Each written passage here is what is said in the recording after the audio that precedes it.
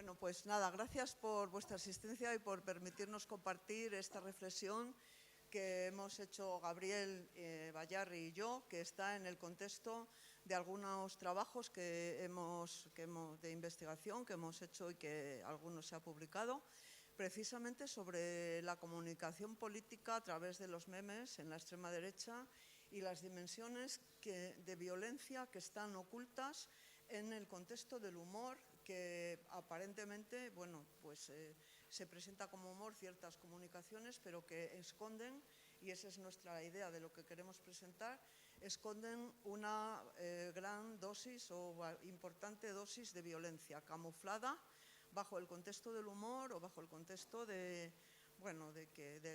la sátira o de algo que es poco importante y que hace reír, ¿no? O que sorprende y que hace reír. Bueno, fijaros cómo conectamos con lo que decíais antes de las cucarachas. Estábamos hablando de cucarachas, ¿no?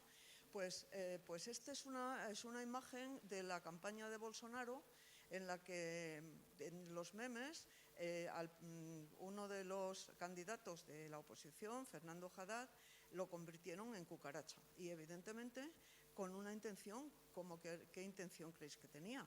Es una intención realmente desvalorizadora, deshumanizadora, crítica, burlesca, sardónica, todo lo que queráis, ¿no? Esa era la intención. Entonces, la polisemia de lo que puede significar la transformación de personas a través de la metáfora y de la metonimia, a través de la asociación y a través de adjudicarle adjetivos que pueden ser burlescos o que pueden ser satíricos o que pueden ser humorísticos, pues se pueden hacer usos muy variados, ¿no? Entonces, de eso va nuestro trabajo. Bueno, entonces lo llamamos comunicación grotesca. Lo grotesco es lo que produce, digamos, el diccionario de la Real Academia dice que es lo que produce risa o burla por buscar lo ridículo, extravagante o absurdo.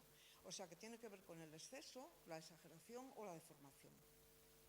Y claro, los mecanismos por los que se produce eso son los mecanismos que están en el lenguaje poético y en el lenguaje, en el discurso, ¿no? Pero que también se pueden aplicar a las imágenes, que son la metáfora, que condensa digamos, significados, y la metonimia, que desplaza unos significados a otros. La metáfora y la metonimia, ¿no? La metáfora condensa significados, ¿no? Y entonces podemos ver en ese ejemplo de la diapositiva anterior, pues ahí están condensados los significados de las cucarachas, es decir, los significados de rastrero, sucio, perjudicial, etcétera, etcétera. Y luego está la metonimia, que es el desplazamiento de la cucaracha a este personaje, ¿no? Y ese es un mecanismo fundamental, la metáfora y la metonimia, que aparece aparece como mecanismo en todos los discursos burlescos y los discursos de humor. Bueno, tenemos entonces el humor y las imágenes. En la historia ha habido muchos momentos y muchos procedimientos en los cuales se ha utilizado el humor de muchas maneras, ¿no? Hay un texto de Gombrich que se llama Los usos de la imagen y que habla de que la sátira apareció en la historia a partir como del siglo XVIII a través de imágenes, ¿no? A través, por ejemplo, de imágenes de políticos, de imágenes del Papa, de imágenes de políticos y de gente poderosa o de otra gente no poderosa. Pero, por ejemplo, en la literatura tenemos a Gargantúa y Pantagruel, que son unos ejemplos claros de lo grotesco. Es decir, Gargantúa pues es un gigante que se transforma, y Pantagruel pues da nombre a las comidas pantagruélicas, que es un tipo que nunca se sacia de comer. Y entonces está aludiendo de forma burlesca, de alguna manera crítica, ¿no? a un vicio, a una característica de conducta que no es interesante y que bueno, está satirizada de esa manera. Entonces, eso es un tipo de sátira, ¿no? Luego había caricaturas políticas, ¿no? Hay muchas caricaturas políticas, el Papa convertido en un mono, un rey convertido en un oso, que anunciaban un poco las características de lo que actualmente se utiliza en la sátira política, que es una cuestión de transformación de las personas en animales o en robots o también en productos de desecho, ¿no? Que son las tres características con las que se satiriza con los que se satiriza a objetos políticos actualmente y con los que satiriza la extrema derecha, más en concreto a los objetos políticos. Bueno, entonces también hubo, nos decía Gombrich, que hubo también una domesticación de la caricatura. Y entonces presenta las imágenes del presidente Truman reunido con sus caricaturistas, porque eran unos caricaturistas que le hacían unas caricaturas, pero digamos aceptables, ¿no? Bueno, digamos que actualmente la comunicación grotesca está en relación con la espectacularización de la política, ¿no? Es decir, con una dimensión de la política nueva en la cual, bueno, es muy frecuente la temática de ataques y de confrontación, donde hay una trivialización de los contenidos, donde lo que se busca es, digamos, atrapar y conmover, donde hay una personalización de la política con celebridades, con personas, y donde hay una presencia del backstage, que dicen algunos autores, ¿no?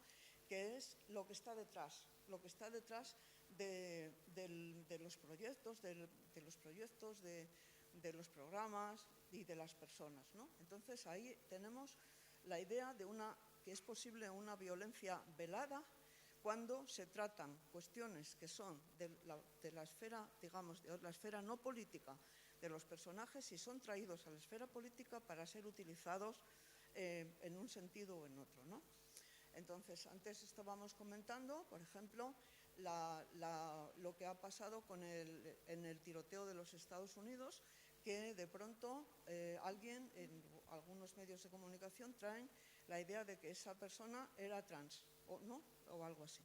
Entonces, eso pertenece, digamos, porque además es algo que es una sospecha, o sea, que ni siquiera estaba comprobado, parece ser que al final era una fake news, pero eso es una cuestión que se trae a la política, que está detrás de lo que ocurrió, pero que se intenta que dé explicaciones a lo que ha ocurrido para desligar las explicaciones de otras dimensiones mucho más importantes y más graves, ¿no? Bueno, entonces eso es digamos, es un rasgo que va más allá de ese hecho anecdótico, es como bastante generalizado, ¿no? Y entonces ahí podemos hablar ya de violencias veladas y violencias remotas, ¿no? Que ya son otras dimensiones que si tuviésemos tiempo pues hablaríamos más. Entonces, este tipo de cuestiones grotescas están desde lo lingüístico a lo visual, es decir, digo, del giro discursivo, ¿no? Al giro visual, que también es un poco la trayectoria digamos, de todos los análisis en ciencias sociales, ¿no? Que también tenemos que empezar a introducir ya cada vez más la cuestión visual, ¿no? El giro visual, porque hemos trabajado mucho y seguimos trabajando y debemos seguir trabajando sobre las dimensiones cognitivas, dimensiones, digamos, lingüísticas de la interacción, pero también desde las dimensiones visuales, porque cada vez son más importantes y hay que estudiar sus implicaciones, porque son implicaciones bastante desconocidas, o sea, que tienen dimensiones complicadas. Entonces, en ese sentido, tenemos que estudiar la imagen y los gestos. O sea, los chistes, las imágenes, los gestos que actúan con rapidez e inhiben la argumentación. Esta es una cuestión bastante importante, ¿no? Toda la dimensión de la imagen, cuando se trabaja digamos, volcando ideas a imágenes o volcando calificativos a imágenes, pues esto tiene una dimensión de rapidez, de inmediatez, de recepción espontánea que inhibe o dificulta el proceso de argumentación sobre aquello que nos están presentando, ¿no? Y no solamente la imagen, también los gestos. Leí un artículo sobre Trump en la campaña de 2016 en la que Trump utilizaba los gestos como arma política y hacía cosas como, el cuaderno, para ridiculizar a Hillary Clinton se ponía así, delante en la campaña, ¿no? Decía, mira, Hillary Clinton, porque Hillary Clinton la acercaba un poco, o acercaba según él, demasiado digamos, los gestos a su cara, ¿no? Pero también hacía gestos de cansancio, así como contra otro, para ridiculizar a otro candidato. O hacía gestos así para ridiculizar a un periodista que era minusválido. Entonces, eso era recibido con alegría por parte de los auditorios, de sus auditorios, ¿no? Es decir, y era un ejemplo, hay muchos ejemplos de lo que hacía Trump imitando burlescamente a personas a las que quería atacar, ¿no? Y bueno, entonces eso es un ejemplo de cómo se utiliza lo burlesco como arma política. Bueno, entonces aquí, bueno, pues decimos que los chistes y los memes tienen también una funcionalidad en la comunicación grotesca. Los chistes, en concreto, condensan y desplazan el significado, ¿no? Y usan la polisemia. Disimulan el contenido latente, por lo tanto, no actúan como inhibidor del insulto latente, que es tapado, camuflado por la risa, la sorpresa, la analogía o la creatividad. Esta es una cuestión fundamental del efecto social de los chistes, ¿eh? Es decir, una especie de camuflaje, de que hay algo muy condensado ahí que no se explicita, pero está, ¿no? Está. Y además, los memes, los chistes en forma de memes, pues se han estudiado un poco en qué consisten y cómo actúan, y parece que sirven como para expresar algo que de otra manera no se puede expresar, para expresar algo que es una realidad latente, que se interpretan por el público como los rasgos más ocultos e impresentables, e inexpresables, mejor dicho, los que no se pueden comunicar con argumentos, ¿no? Entonces, es como que un meme dice, sí, esto es así, pero yo no sé ni cómo expresarlo con palabras, pero es así, ¿no? Y eso tiene una enorme potencialidad que hay que estudiarla más porque no se conoce muy bien. Bueno, entonces, ahí... Pues es que ya estoy... Bueno, que hay muchos tipos de humor, que hay un humor que puede ser más social, que es un humor que cohesiona, es un humor que no se burla. Hay otro tipo de humor que es burlesco, que es sardónico, y concretamente, y humor agresivo, que se ha estudiado también bastante, y el humor que se utiliza en la comunicación política de la extrema derecha, humor para denigrar, tiene 3 dimensiones. Está en relación con lo que Haslam llama la deshumanización. Y la deshumanización de los personajes de los que se puede uno burlar en los chistes tiene tres formas. Una primera es animalizarlos, presentarlos como animales, que pueden ser monos, ratas, cucarachas, etcétera, animales en distintos niveles de la escala evolutiva. Otra manera es robotizarlos, mecanizarlos, ¿no? Presentarlos como robots o máquinas. Y una tercera manera, que esa no está en la teoría de Haslam, pero que la hemos descubierto nosotros, que creemos que hay que darle importancia, porque aparece con frecuencia, es convertir en basura a las personas, en basura, en desechos, en excrementos, ¿no? Y esos son 3 dimensiones muy importantes que aparecen en la comunicación política, concretamente extrema derecha. Y bueno, ya lo que vamos a hacer es ver algunas imágenes como ejemplo de los trabajos que hemos hecho. Bueno, buenos días a todos y todas, muchísimas gracias y, en fin, es un orgullo participar en este encuentro de sociología ordinaria. ¿Vas pasando tú o las voy pasando yo? Bueno, en la previa lo que ponemos son las categorías que vamos a mostraros ahora en un nivel pues, práctico, ¿no? Visual, de algunas representaciones de los estudios que Concha y yo pues, hemos hecho, ¿no? Entonces, concretamente, nos centramos en el racismo y la xenofobia, en el sexismo, en el antiintelectualismo y en la heroicidad. Entonces, bueno, como Concha estaba explicando, pues en todas ellas se reproducen las mismas cuestiones de escatológicas, deshumanización, transformación en máquinas, etcétera, ¿no? Entonces, pasando a la primera categoría, sobre el racismo. Bueno, aquí podéis ver dos imágenes. En la izquierda, Indosacaro, Bolsa Familia. En concreto, son una serie de imágenes que alternan mucho la campaña brasileña de Bolsonaro con las imágenes que hemos encontrado en el submundo de simpatizantes de Vox. Entonces, en el lado izquierdo, el de Indosacaro Bolsa Familia hace referencia a una familia afrodescendiente que estaría yendo a por un servicio básico, ¿no? Como es la Bolsa Familia, una mensualidad, y la idea sería que para estas personas recibir esta ayuda pues tienen, digamos, que reproducirse de forma masiva, y sería una forma de racismo, al tiempo que en el caso de Vox pues bueno, estaría también desde una perspectiva más xenofóbica, refiriéndose en fin, a cómo deberían analizar los inmigrantes sus motivos o razones para venir a España a vivir. Es importante en esta categoría entender que cuando hablamos de humor, el elemento cultural de las formas en las que el humor se produce son distintas, ¿no? En el sentido de que, por ejemplo, nosotros estamos estudiando mucho cómo afecta el contexto postcolonial a la construcción del humor en América Latina, ¿no? Como, por ejemplo, las teorías de la armonía racial, ¿no? Y la forma, digamos, en las que se busca un supuesto no conflicto, pues ayudan a construir un tipo de humor pues, que trata de ser menos dicotómico, menos polarizado, etcétera, que a lo mejor en el caso europeo, ¿no? Es decir, son cuestiones que estamos todavía analizando. La segunda categoría, sobre el sexismo, aquí podemos ver en el lado izquierdo pues eso, una imagen en la que se dice y pensar que todo esto te lo evitabas si te hubieran dicho te quiero hija, ¿no?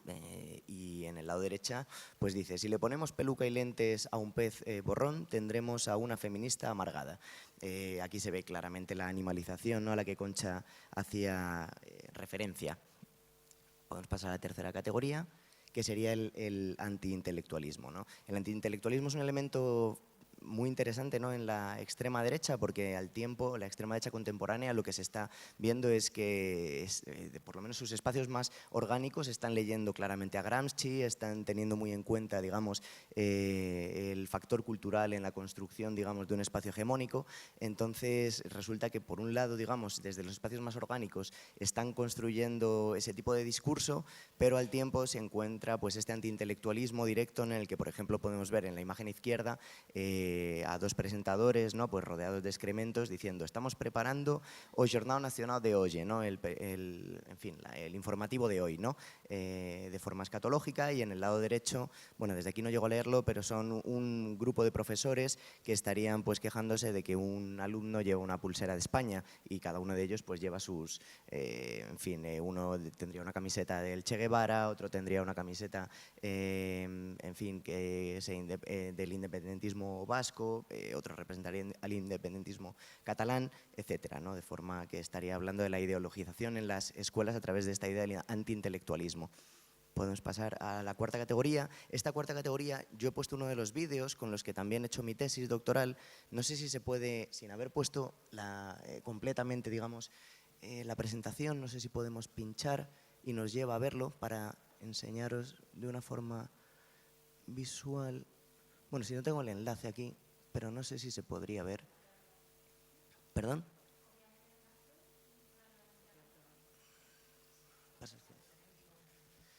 Vale, bueno, si no podemos hablarlo luego. Es un vídeo en el que se ve el día de la campaña de Bolsonaro, en el que la gente se disfrazaba pues, de personajes como Robocop, etcétera, ¿no? De forma que los universos, digamos, virtual y físico, pues quedan un poco diluidos, ¿no? En esta relación de la construcción de la heroicidad. Y en concreto en estas imágenes es interesante porque esto forma parte también de una investigación específica que Concha y yo estamos haciendo sobre cómo está afectando la cultura del cómic a la construcción de estos memes de la extrema derecha. Entonces hemos observado que, bueno, ahí podéis ver a Rodrigo Duterte de Filipinas, a Boris Johnson, Trump, Abascal, Bolsonaro, todos ellos como Superman, pero también se encuentran, pues, en fin, multitud de imágenes en las que se les ve como el Capitán América, como una serie, digamos, de representaciones de Marvel y DC, que son las dos principales productoras de cómic, de las cuales están referenciando mucho estos líderes políticos para construir una imagen, digamos, muy masculinizada, de un tipo de nacionalismo, en fin,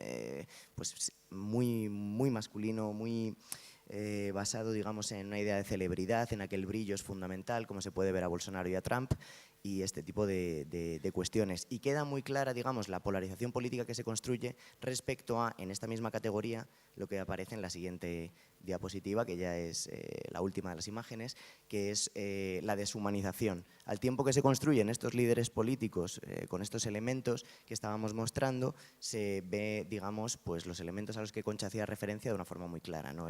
Como por ejemplo, pues se ve pues a un elector del PT, del Partido de los Trabajadores de Lula, pues con un excremento en vez de cerebro, y por tanto esa persona no tendría capacidad crítica y por tanto no haría falta discutir con ella para llegar, digamos, a cualquier tipo de consenso o acuerdo político, ¿no? Ocurre también cuando se ve la imagen de al lado, ¿no? El casi nos cuesta, como dice, casi nos cuesta las uñas, pero pudimos quitarle el pelo al Playmobil de la CUP, ¿no? Esta idea de la robotización a la que Concha hacía referencia es muy interesante porque viene a decir lo mismo, que no hay cerebro y que por tanto no requiere, digamos, de ningún tipo de diálogo, o bueno, lo que vemos que han hecho con Greta en tratando de ponerle los elementos hitlerianos, ¿no? Podemos ya pasar entonces a simplemente de una forma muy rápida. Concha ha comentado ya muchas de estas cuestiones, pero sería interesante pues decir eso, que la velocidad a la que estos memes, digamos, se reproducen también ayuda a construir un espacio como una comunidad emocional, y eso es muy importante porque a su vez el meme, siendo, digamos, una producción artística colectiva a la que se le pueden ir agregando elementos, ¿no? Una persona puede compartir un meme y luego otro le pone el bigote de Hitler y luego otro le pone unos cuernos y luego otro le añade hace, digamos, todo eso, digamos, ayuda a que sean pues formadores de estas comunidades, ¿no? Y por tanto pues se tornan hoy en día en uno de los elementos fundamentales para entender cómo a través del humor se banaliza la violencia, se normaliza la extrema derecha y además se capta mucho a los jóvenes, que son pues uno de los principales públicos o no consumidores de este tipo de producciones, ¿no? Y bueno, yo creo que lo dejamos por aquí también. Tiene una serie de efectos emocionales, ¿no? Que son, digamos, entrando en algunos detalles de lo que Concha ya se estaba refiriendo, pero básicamente es eso. No sé si tú quieres añadir algo más o… Sí. No, sí, muy poco. Simplemente que, bueno, podéis ver bastantes ejemplos de esto. Por ejemplo, hay una información de Pablo Iglesias como una garrapata que sacó El Mundo, y hay como, bueno, cuando yo lo vi, como 1000 y pico comentarios, en los cuales la mayoría, muchos insistían en los insultos, en la animalización, incluso añadían, por ejemplo, otros animales, aparte de la cucaracha, y eso tiene un efecto importante en la comunidad que lo crea, que lo difunde y que lo disfruta. Porque, claro, las emociones que están aquí implicadas son muy complejas, ¿no? Para los que no están de acuerdo con eso, pueden sufrir, pueden sentirse mal, pero los que están de acuerdo con eso, pues están identificándose de alguna forma con el agresor, están lanzando hostilidad, y esa hostilidad no se descarga solamente, no tiene solo una función de descarga, puede tener una función de señalar víctimas y sobre todo de rechazar completamente a las personas sobre las que se proyectan esas imágenes. Y bueno, el debate está muy abierto, hay muchísimas cuestiones que tratar aquí.